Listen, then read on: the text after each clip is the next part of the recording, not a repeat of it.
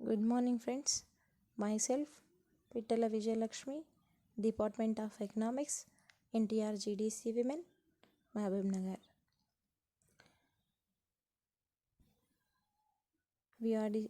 Today we are discussed the monopolistic competition. Previous explanation we see perfect competition and imperfect competition. In the imperfect competition, divided in 4 subunits. One is the monopoly, second one is the monopolistic competition, third one oligopoly, fourth one duopoly. We are discussed total monopoly topic. What is the monopoly? Monopoly definitions, types of monopoly, discrimination of monopoly, determination and discrimination price monopoly.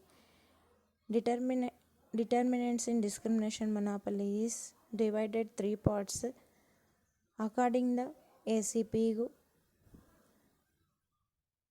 First one is the first degree price discrimination, second one second degree price discrimination, third one third degree price discrimination. 3 topics are related to author ACP explained ACP. Today, now this video we discussed about the monopolistic competition. What is the monopoly? How many authors told this monopoly? What features of the monopoly? Today,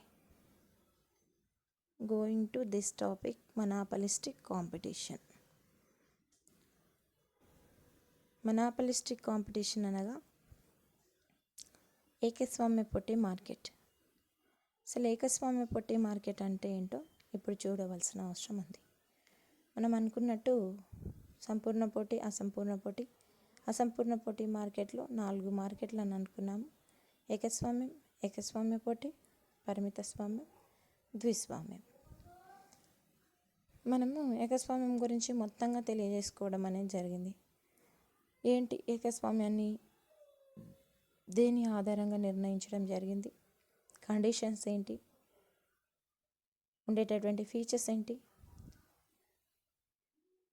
discrimination ఏముంటుంది, price discrimination, ఇవన్నీ కూడా తెలియజేసుకున్నాం.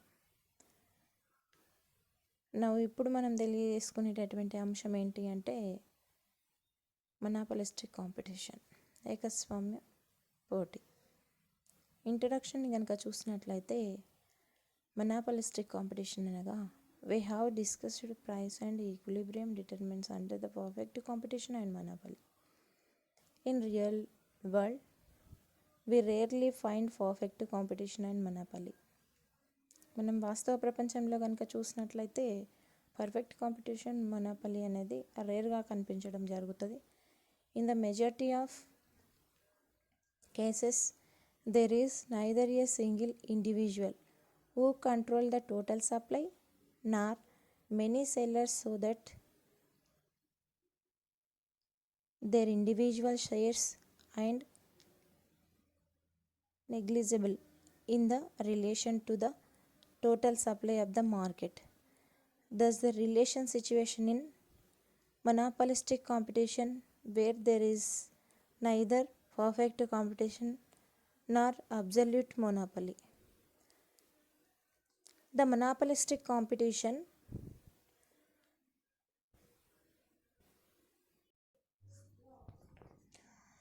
in monopolistic competition explained or developed 2 authors. One is the Professor H. Chamberlain and Srimati John Robinson.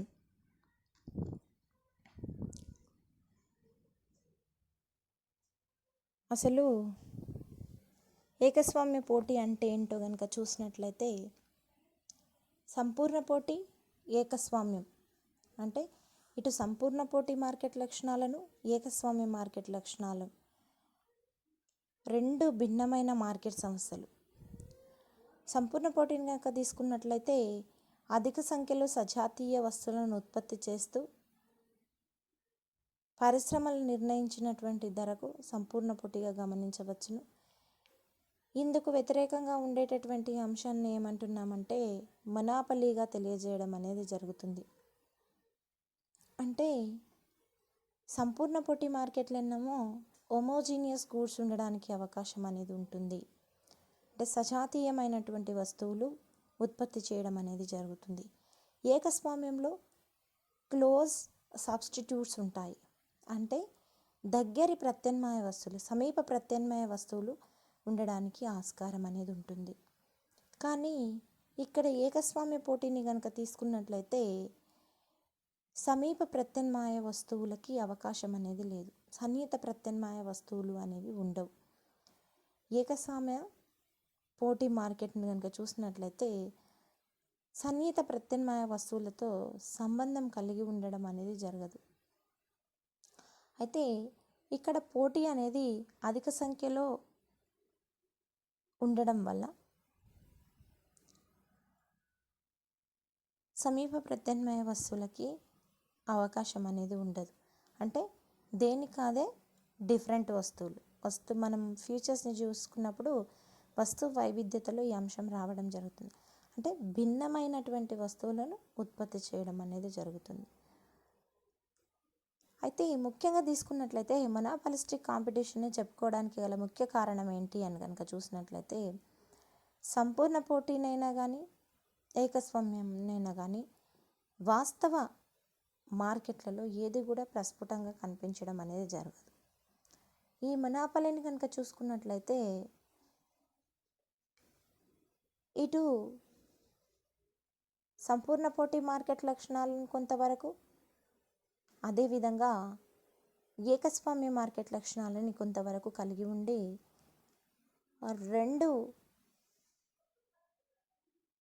లక్షణాలు కలగలిసి ఉండేటటువంటి మార్కెట్ని ఏమంటున్నామంటే మొనాపలిస్టిక్ కాంపిటీషన్గా తెలియజేయడం అనేది జరుగుతుంది.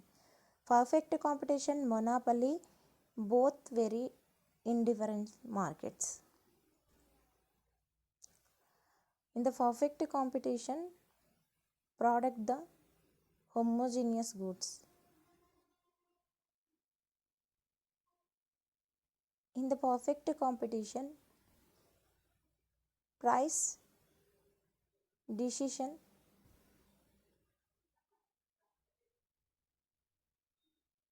created the demand and supply. In the monopoly,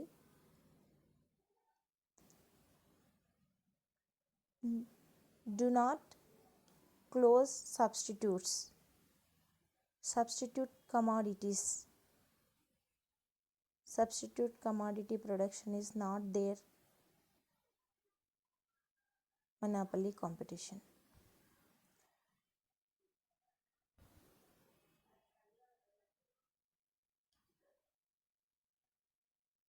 In the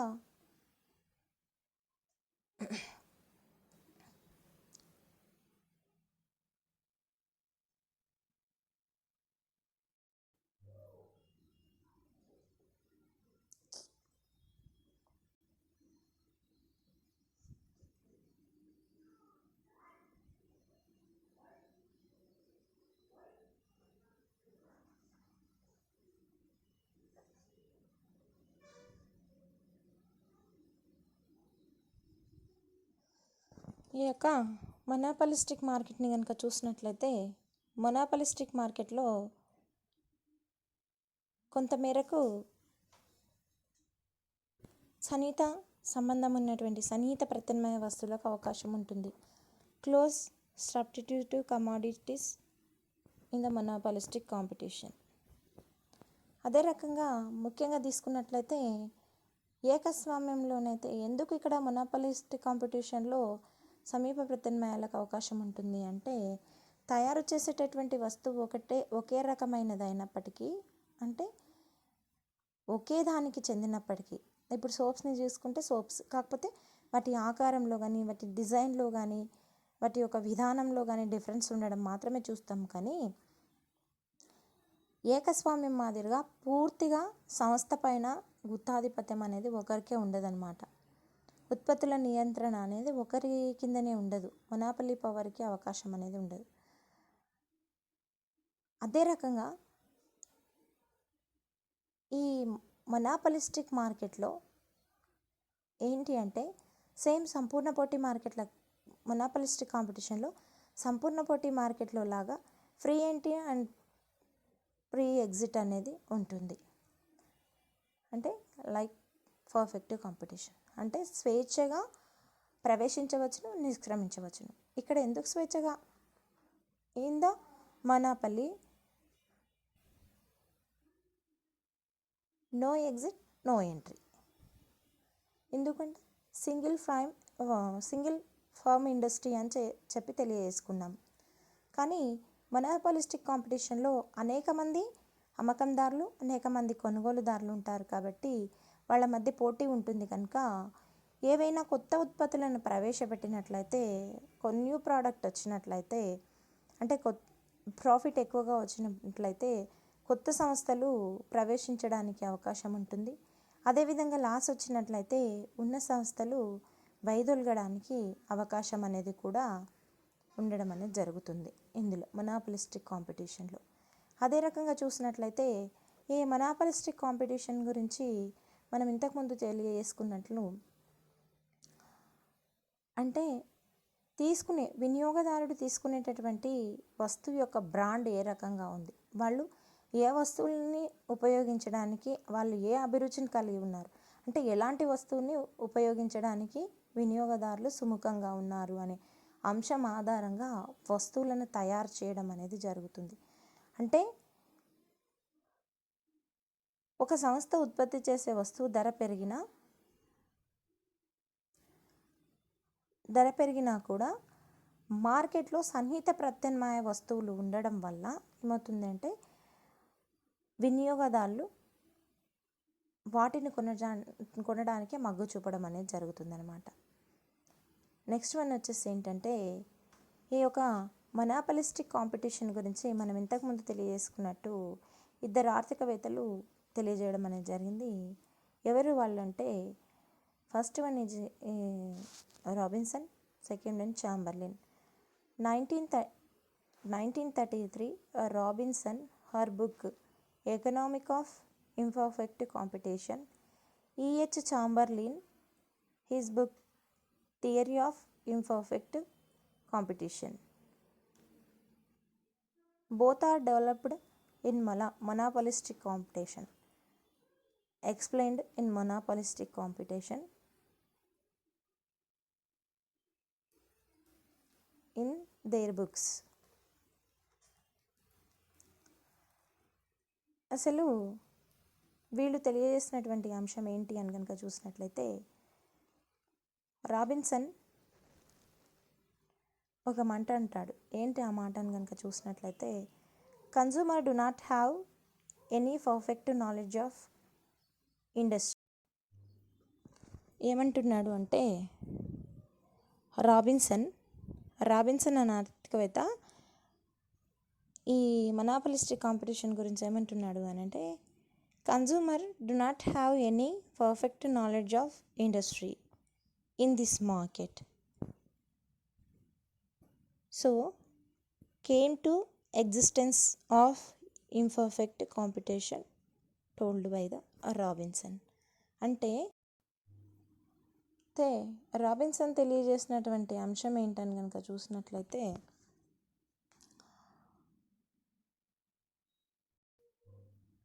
Robinson తెలియజేసినటువంటి అంశం ఏంటంటే ఇక్కడ వినియోగదారుడికి కన్జ్యూమర్కి ఎట్లాంటి ఈ మార్కెట్ సమాచారం అనేది తెలియకపోవడం వల్ల ఇంపర్ఫెక్ట్ కాంపిటీషన్ అనేది అంటే పర్ఫెక్ట్ నాలెడ్జ్ అనేది లేకపోవడం వల్ల ఇంపర్ఫెక్ట్ మార్కెట్ లక్షణాన్ని కలిగి ఉంటుంది అని చెప్పి తెలియజేయడం అనేది జరిగింది. Monopoly competition refers to the market structure in the which there are many firms selling closely related products. అంటే దగ్గరి ప్రత్యామ్నాయాలని ఉత్పత్తి చేయడం జరుగుతుంది అని చెప్పి తెలియజేయడం అనేది జరుగుతుంది. మొనాపల్లి మార్కెట్లోనేమో అసలు సమీప ప్రత్యామ్నాయ వస్తువులకు అవకాశం అనేది ఉండదు. అదే రకంగా ఈ యొక్క సంపూర్ణ పోటీల్లోనేమో టోటల్గా హోమోజీనియస్ ప్రోడక్ట్స్ అనేవి ఉంటాయి. ఇక్కడ మాత్రం క్లోజ్లీ రిలేటెడ్ వస్తువులు అంటే సమీప ప్రత్యామ్నాయ వస్తువులకు అవకాశం అనేది ఉంటుంది అని చెప్పి తెలియజేసుకోవడం జరిగింది. అదేవిధంగా ఇంతకుముందే మనం చెప్పుకున్నాము 1933లో జాన్ రాబిన్సన్, H. చాంబర్లిన్ వాళ్ళ పుస్తకాలలో ఈ యొక్క మొనాపలిస్టిక్ కాంపిటీషన్ గురించి తెలియజేయడం అనేది జరిగింది. నెక్స్ట్ వన్ వచ్చేసి ఈ యొక్క మొనాపలిస్టిక్ కాంపిటీషన్ యొక్క ఫీచర్స్ ఏముంటాయి. నెక్స్ట్ వచ్చేసి features of monopolistic competition. Features of monopolistic competition ఏం తెలియజేస్తుంది, ఏమేమి ఉన్నాయి అని కనుక చూసినట్లయితే మనం ఇంతకుముందు చెప్పుకున్నాం. ఏకస్వామ్యము సంపూర్ణ పోటీ మార్కెట్ లక్షణాలను కలగలిసి ఉండేటటువంటి మార్కెట్ని ఏమంటున్నాం అంటే మొనాపలిస్టిక్ కాంపిటీషన్ అంటున్నాం. ఆ మొనాపలిస్టిక్ కాంపిటీషన్కి ఉండేటటువంటి లక్షణాలు ఏంటి, ఫీచర్స్ ఆఫ్ మొనాపలిస్టిక్ కాంపిటీషన్ ఏంటి అని కనుక చూసినట్లయితే large number of sellers and buyers, అనేక మంది కొనుగోలుదారులు అనేక మంది అమ్మకందారులు ఇద్దరు ఉండడం. ప్రొడక్ట్ డిఫరెన్షియేషన్ అనేది ఉంటుంది, అంటే వస్తువుల ఉత్పత్తిలో వైవిధ్యత అనేది ఉండడం జరుగుతుంది. నెక్స్ట్ వన్ వచ్చేసి freedom of entry and exit of firms, సంస్థలోనికి స్వేచ్ఛగా ప్రవేశించడం నిష్క్రమించడం అనేది జరుగుతుంది. ల్యాక్ ఆఫ్ పర్ఫెక్ట్ నాలెడ్జ్, అంటే ఇక్కడ పర్ఫెక్ట్ నాలెడ్జ్ లేకపోవడము అనేది జరుగుతుంది. అదే రకంగా ప్రైసింగ్ డిసిషన్, ధర నిర్ణయంలో ఎవరి పాత్ర అనేది ఎక్కువగా ఉంటుంది అనే అంశాన్ని తెలియజేయడం జరిగింది. అదే రకంగా నాన్ ప్రైసింగ్ కాంపిటీషన్, ధరేతర పోటీ అనేది ఎట్లా ఉంటుంది. సెల్లింగ్ కాస్ట్, అమ్మకపు వ్యయాలు ఏ రకంగా ఉంటాయి. లాస్ట్ వన్ వచ్చేసి వెరీ ఇంపార్టెంట్ ఏంటంటే ద గ్రూప్, అంటే దీనిని ఒక గ్రూప్, చాంబర్లిన్ అనే ఆర్థికవేత్త మొనాపలిస్టిక్ కాంపిటీషన్ని ఒక గ్రూపుగా విభజించి గ్రూప్ ఆధారంగా కనుక అమ్మకాలు కొనసాగించినట్లయితే అది ఎక్కడ సాధ్యపడుతుంది అంటే మొనాపలిస్టిక్ కాంపిటీషన్ ఏకస్వామ్య పోటీలో మాత్రమే సాధ్యపడుతుంది అని చెప్పి తెలియజేయడం జరిగింది. ఇప్పుడు మనం ఆ ఫ్యూచర్స్ని కనుక 1 by 1 చూసినట్లయితే large number of sellers and buyers. In the monopolistic competition, large number of sellers and buyers. In monopolistic competition, there are large number of sellers or firm selling closely related but not identical products. In the monopolistic competition, there are large number of sellers or firm selling closely related, అంటే సమీప ప్రత్యామ్నాయ వస్తువులని ఉత్పత్తి చేస్తుంది, కానీ ఈ ఉత్పత్తి చేసేటటువంటి వస్తువులన్నీ కూడా ఏకరూపమైనటువంటివి కావు, అంటే ఒకే రూపమైనటువంటివి కావు. ఇప్పుడు XYZ అనే 3 సంస్థలు ఉన్నాయని కనుక మనం అనుకున్నట్లయితే X సబ్బుని ఉత్పత్తి చేస్తుంది, Y సబ్బుని ఉత్పత్తి చేస్తుంది, Z సబ్బుని ఉత్పత్తి చేస్తుంది. సమీప ప్రత్యామ్నాయాలు క్లోజ్లీ రిలేటెడ్గా ఉంటాయి, బట్ ఏకరూపమైనవి కావు. అంటే వాళ్ళు ఉపయోగించేటటువంటి ఫార్ములా వీళ్ళు ఉపయోగించే ఫార్ములా ఒకటే రకంగా ఉండకపోవచ్చు. అదే రకంగా వాళ్ళు ఉత్పత్తి చేసేటటువంటి వస్తువు యొక్క ప్యాకింగ్, వీళ్ళు ఉత్పత్తి చేసేటటువంటి వస్తువు X ఉత్పత్తి చేసేది ఒక రకంగా, Y ఉత్పత్తి చేసేది ఒక రకంగా, Z ఉత్పత్తి చేసేది ఒక రకంగా ఉండొచ్చు. అంటే ప్యాకింగ్లో డిఫరెన్స్ ఉండొచ్చు, క్వాంటిటీలో డిఫరెంట్ ఉండవచ్చు, క్వాలిటీలో డిఫరెన్స్ ఉండవచ్చు, అదే రకంగా ధరలో కూడా డిఫరెన్స్ అనేది ఉండవచ్చు. అందుకని ఏమంటున్నామంటే in the monopolistic competition they are large number of sellers or firm selling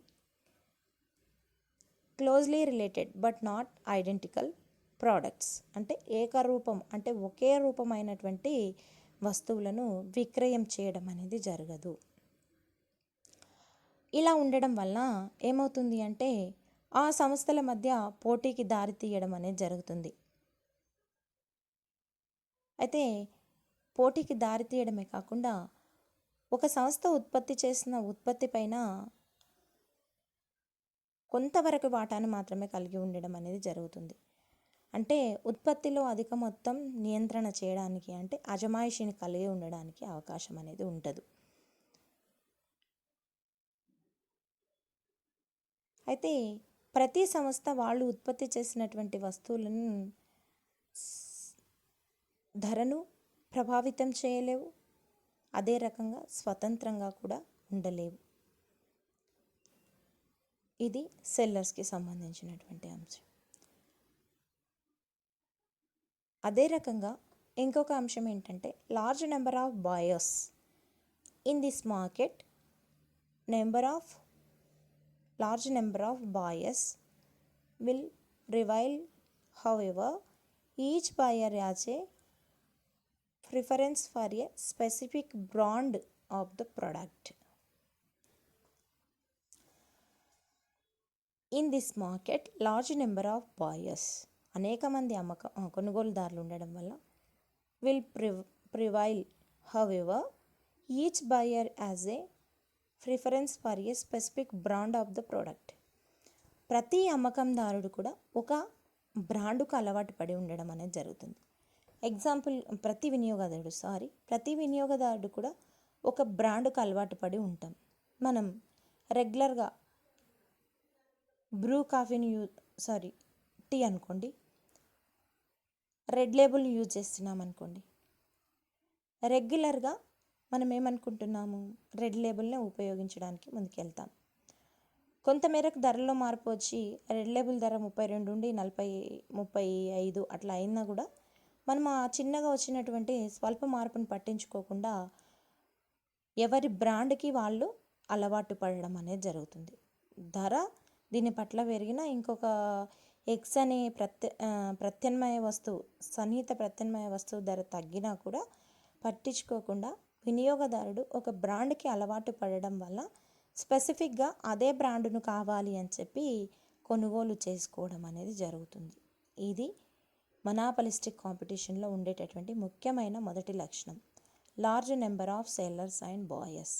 in monopolistic competition they are large number of sellers and buyers.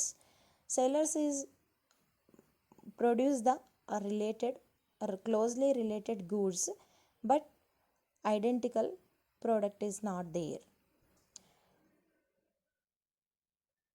Same large number of buyers will prevail. However, each buyer has a preference specific one brand, not other brands. Only he takes one brand.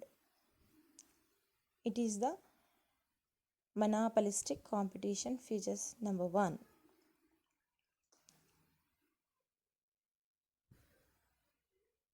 Second one, monopolistic competition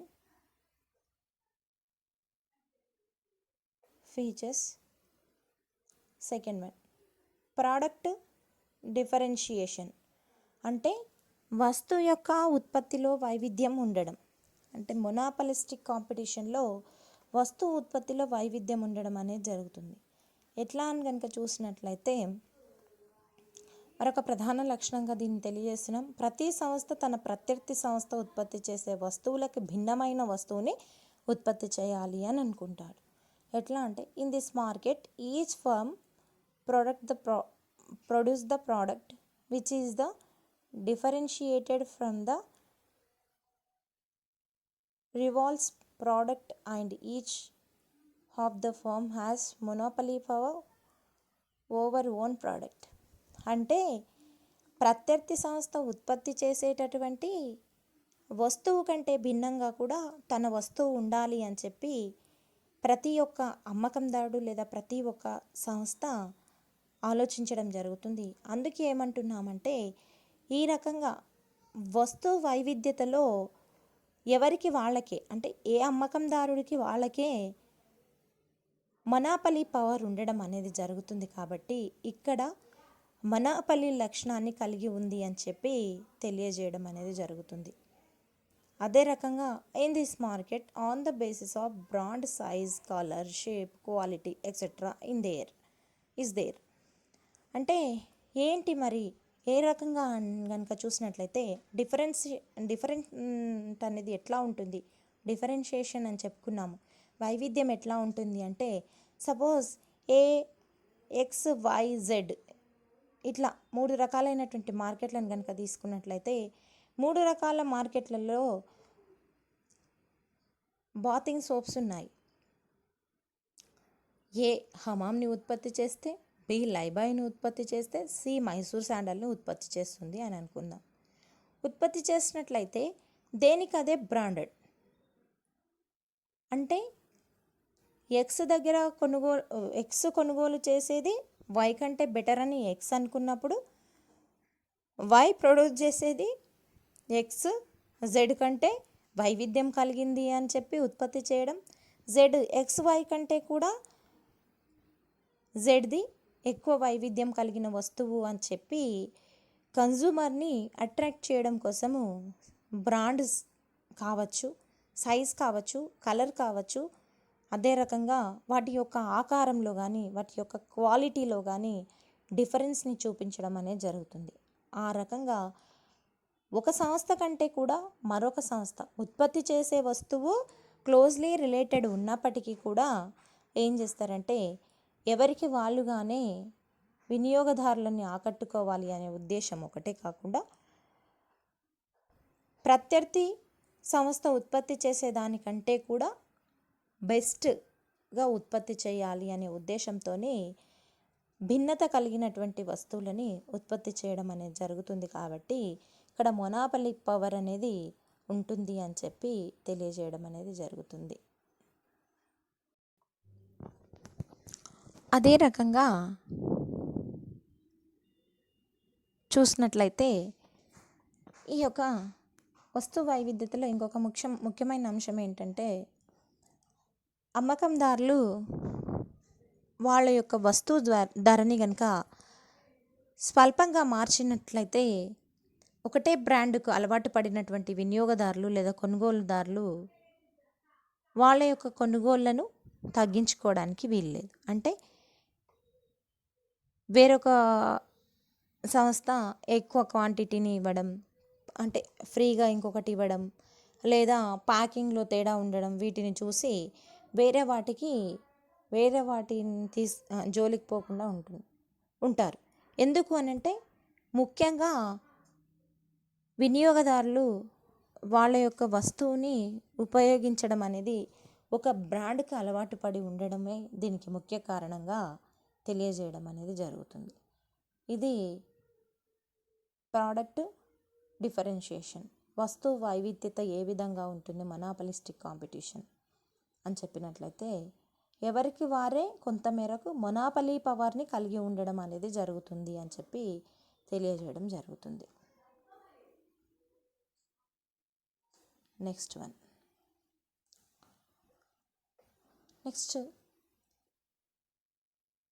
third point, freedom of entry and exit of firms.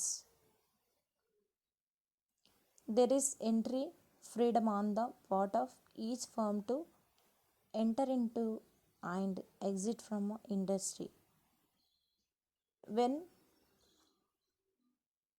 whenever respective favorable or unfavorable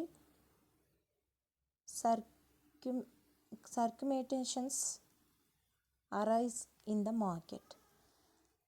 అంటే అనుకూల పరిస్థితులు ఉన్నట్లయితే కొత్త సంస్థ అనేది, అంటే అనుకూల పరిస్థితులు అంటే ఏంటంటే సంస్థకి లాభాలు కనుక ఉన్నట్లయితే కొత్త సంస్థలు ప్రవేశించడానికి అవకాశం ఉంటుంది.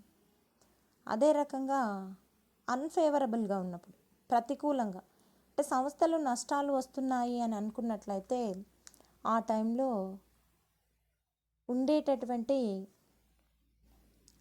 సంస్థలు బయటికి వైదొలగడం అనేది జరుగుతుంది. ఇది ముఖ్యంగా తీసుకున్నట్లయితే సంపూర్ణ పోటీ మార్కెట్ని పూర్తిగా లక్షణంగా కలిగి ఉంటుంది. అంటే సంపూర్ణ పోటీలో కూడా లాభాలు వచ్చినప్పుడు పరిశ్రమలోనికి సంస్థలు ప్రవేశించవచ్చును. నష్టాలు వచ్చినప్పుడు సంస్థ నుంచి వైదొలగడం అనేది జరుగుతుంది. కాబట్టి ఇక్కడ సంపూర్ణ పోటీ మార్కెట్ లక్షణాన్ని కలిగి ఉంది. ఇంతకుముందు చూసినటువంటి మన పాయింట్లో కనుక చూసినట్లయితే వస్తువు వైవిధ్యం, ప్రొడక్ట్ డిఫరెన్షియేషన్ కనుక చూసినట్లయితే అది మనాపలి లక్షణాన్ని కలిగి ఉంది. ఇక్కడ freedom of entry and exit అనేది సంపూర్ణ పోటీ లక్షణాన్ని కలిగి ఉంది. అందుకని ఏమంటున్నామంటే monopolistic competition including in the two markets. One is the perfect, another one is the monopoly features in there. అందుకనే ఇక్కడ సేమ్ యాజ్ ఇట్ ఈస్గా మొనాపలిస్టిక్ కాంపిటీషన్లో సంపూర్ణ పోటీ మార్కెట్ మాదిరిగా ప్రవేశించడానికి నిష్క్రమించడానికి అవకాశం అనేది ఉంటుంది అని చెప్పి తెలియజేయడం అనేది జరిగిందనమాట. Next one, lack of perfect knowledge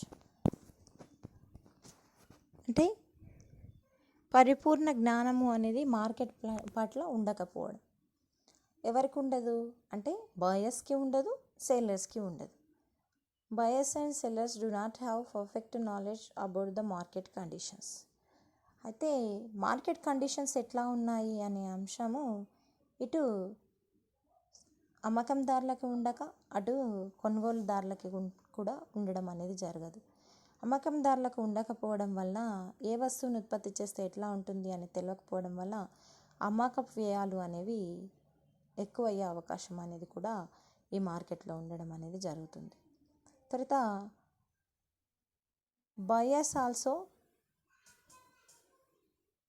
not have perfect knowledge.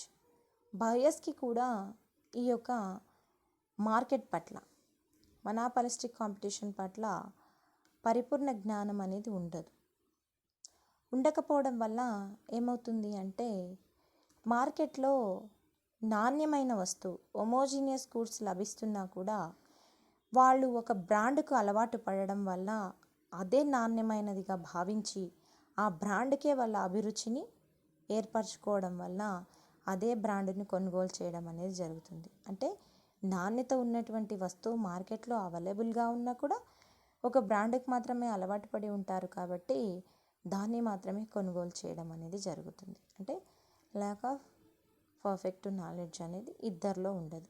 Buyers and sellers do not have perfect knowledge about the market situations various in the market conditions.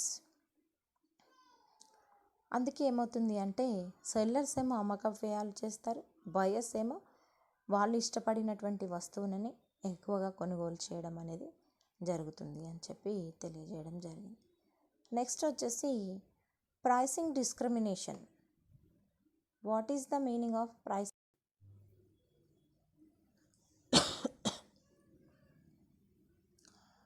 Pricing decision అంటే ధర నిర్ణయం ఎట్లా ఉంటుంది అని కనుక చూసినట్లయితే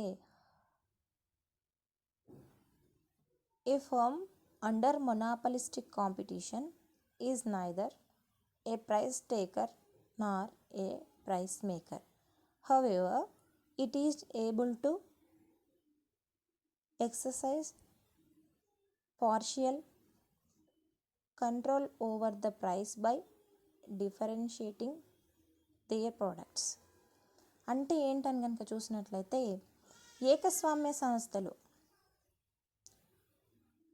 అంటే ఏకస్వామ్య పోటీలో కనుక తీసుకున్నట్లయితే మార్కెట్లో ధరను స్వీకరించడం కానీ లేదా నిర్ణయించడం కానీ పూర్తిగా ఉండదు. కొంత మేరకు ఉంటుంది కానీ 100%గా వీళ్ళకే ఏకస్వామ్య మాదిరిగా పూర్తిగా వీళ్ళకే నియంత్రణ అనేది ఉండదన్నమాట. పూర్తిగా నిర్ణయించడానికి అవకాశం అనేది ఉండదు. మరి ఎట్లా అంటే వస్తువు యొక్క వైవిధ్యత ఆధారంగా అంటే ఉత్పత్తి చేసినటువంటి వస్తువు ఏ రకమైనది అనే వస్తువు వైవిధ్యత ఆధారంగా సంస్థ ధరపైన పాక్షిక అంటే పార్షియల్ కంట్రోల్ అనేది మాత్రం ఉంటుంది. అంటే కొంత మేరకు మాత్రమే ధరని ప్రభావితం చేయగలిగేటటువంటి అంశం మొనాపలిస్టిక్ కాంపిటీషన్లో ఉండడం అనేది జరుగుతుంది. అంటే పూర్తిగా ధరను నిర్ణయించేటటువంటి అవకాశం లేదు. అంటే వస్తువు వైవిధ్యత ద్వారా సంస్థ నిర్ణయించినటువంటి ధరను కొంత మేరకు మాత్రమే నియంత్రణ చేయడానికి అవకాశం, అంటే కొంత మేరకు మాత్రమే ధరను మార్పు చేయడానికి అవకాశం అనేది ఉంటుంది. ఎట్లా అని కనుక చూసినట్లయితే ప్రత్యేక బ్రాండ్ కలిగినటువంటి వస్తువును ఉత్పత్తి చేయడం ద్వారా కావచ్చు, లేదా ప్రత్యేక గుర్తింపు పొందడం వల్ల కావచ్చు, ఒక సంస్థ ధరని ప్రభావితం చేయగలిగే స్థితి అనేది ఉంటుంది. కానీ స్పెసిఫిక్గా ఖచ్చితంగా ధరని ఇంత మార్చాలి అని మాత్రం ఇక్కడ మొనాపలిస్టిక్ కాంపిటీషన్లో అవకాశం అనేది ఉండదు, ముఖ్యంగా తీసుకున్నట్లయితే. అయితే ఇది మన మొనాపలిస్టిక్ కాంపిటీషన్లో ఉండేటటువంటి మరొక అంశంగా తెలియజేసుకోవడం అనేది జరిగింది. ప్రైస్ డిసిషన్ అనేది మొత్తంగా తీసుకోవడానికి వీలుండదు అన్నమాట. అంటే 100% మార్చడానికి వీలుండదు, కొంత మేరకు మాత్రమే పాక్షిక నియంత్రణను కలిగి ఉండడానికి అవకాశం అనేది ఉంటుంది మొనాపలిస్టిక్ కాంపిటీషన్. నెక్స్ట్ వచ్చేసి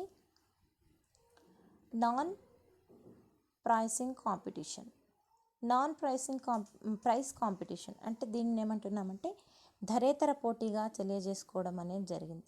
ఏంటి అని కనుక చూసినట్లయితే ధరేతర పోటీ అంటే ఏకస్వామ్య సంస్థలు కొన్ని సందర్భాలలో తన సొంత వస్తువులను ధరను మార్చకుండా ఇతర సంస్థలతో పోటీ పడతాయి. ఎట్లా అంటే ఇప్పుడు సపోజ్ ఎక్స్ అనే ఒక సంస్థ ధరని పెంచింది అని అనుకోండి, వై అనే సంస్థ ధరని పెంచకుండా, ఎక్స్ అనే ఒక సంస్థ ధరని పెంచినట్లయితే వై అనే సంస్థ ధరని పెంచకుండా ధరేతర పోటీని కలిగి ఉంటుంది. ఎట్లా అంటే అదనంగా ఒక వస్తువు తీసుకున్నట్లే బై 1 get 1 అట్లా, లేదా ఉచితంగా ఏదైనా గిఫ్ట్ ఇవ్వడం, అదే రకంగా కొంత మొత్తంలో పర్సంటేజ్ని ఇవ్వడం, అదే రకంగా ఎట్లాంటి హోమ్ డెలివరీ ఛార్జెస్ లేకుండా ఇంటి వరకు వస్తువులని పంపించడం. ఇవన్నీ కూడా ఏంటి అంటే ధరలో ఏ విధమైన మార్పు లేకున్నా కూడా ధర కాకుండా ఇతర అంశాల వల్ల పోటీ పడడం అనేది జరుగుతుంది. అంటే ఏకస్వామ్య సంస్థలు తమ సొంత వస్తువులను ధర మార్చకుండా, అంటే వస్తువుల యొక్క ధరని మార్చకుండా వినియోగదారులను ఎట్లా ఆకర్షించుకోవాలి, వాళ్ళ ప్రోడక్ట్స్కి ఏ రకమైనటువంటి అనుకూల పరిస్థితులను ఏర్పరచుకోవాలి అనేటటువంటి ఉద్దేశం. అనుకూల పరిస్థితులు అంటే ఏంటంటే ఫేవరబుల్ ఎట్లా ఉండాలి అని అంటే వాళ్ళ ఉత్పత్తులు ఎక్కువ ఏ రకంగా కావాలి, ఉత్పత్తి చేసినటువంటి వస్తువులు గరిష్ట అమ్మకాలు ఏ రకంగా ఏర్పడాలి అని అంటే ముఖ్యంగా తీసుకున్నట్లయితే మొత్తానికి ధరని మార్చకుండా పోటీ పడతాయి. కొంతమేరకు ఉచిత బహుమతులు ఇవ్వడం, అదే రకంగా ఇంటి వరకు వస్తువులని అంటే ఇంటి వరకు హోమ్ డెలివరీ ఛార్జెస్ లేకుండా ఇంటి వరకు ఇవ్వడం, అదే రకంగా అదనంగా ఒక్క వస్తువుని ఇవ్వడం, ఇవన్నీ కూడా ఏమని చెప్పుకుంటున్నామంటే నాన్ ప్రైస్ కాంపిటీషన్ అని చెప్పుకుంటున్నాం. Some items firm under in this market any compete with other firms without changing price of their own products. This policy of competition is known as non-pricing competition. అంటే ఏం లేదు, ఇక్కడ ఒకటే అంశం.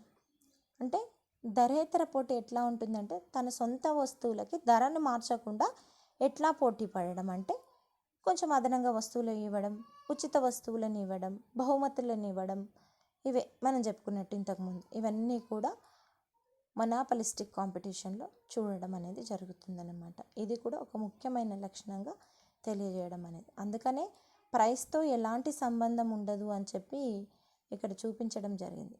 ఎట్లాంటి సంబంధం అనేది ఉండదు, ధర అనేది ఇక్కడ ఏ రకమైనటువంటి ప్రభావాన్ని కలిగి ఉండదు అని చెప్పి తెలియజేయడం జరిగింది.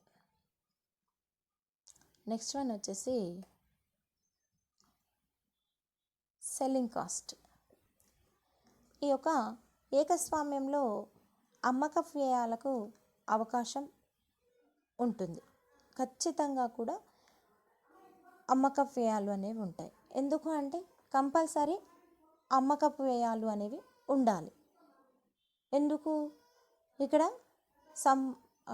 మన సంపూర్ణ పోటీ మార్కెట్లో లాగా కాకుండా ఏకస్వామ్యంలో లాగా కాకుండా కొనుగోలుదారులపైన అమ్మకందారులకి కానీ, అమ్మకందారులపైన కానీ కొనుగోలుదారులకి కానీ ఎట్లాంటి పర్ఫెక్ట్ నాలెడ్జ్ అనేది ఉండదు. పర్ఫెక్ట్ నాలెడ్జ్ ఉండకపోవడం వల్ల సెల్లింగ్ కాస్ట్ అనేది ఖచ్చితంగా చేయవలసిన అంశం అనేది ఉంటుంది. In monopolistic competition due to product differentiation selling cost are essential to push off firms sale as against other similar products. అంటే వేరే సంస్థలు ఉత్పత్తి చేసేటటువంటి వస్తువు కంటే కూడా మాది మెరుగైనది అని చెప్పి, నాణ్యమైనది అని చెప్పి, మేము ఇంత మొత్తంలో ఫ్రీగా ఇస్తున్నాము అని చెప్పి, లేదా ఇంత పర్సంటేజ్ ఇస్తున్నాము అని చెప్పి ఖచ్చితంగా కూడా ఏం చేయాలి అంటే వినియోగదారులకు తెలియపరచాలి. కాబట్టి ఎందుకంటే వినియోగదారులకి పర్ఫెక్ట్ నాలెడ్జ్ అనేది అమ్మకందారుల పైన ఉండదు. కాబట్టి తెలియజేయడం కోసం ఏం చేస్తున్నారు అంటే అమ్మక వ్యయాలు అనేవి చేయవలసిన అవసరం అనేది ఉంది.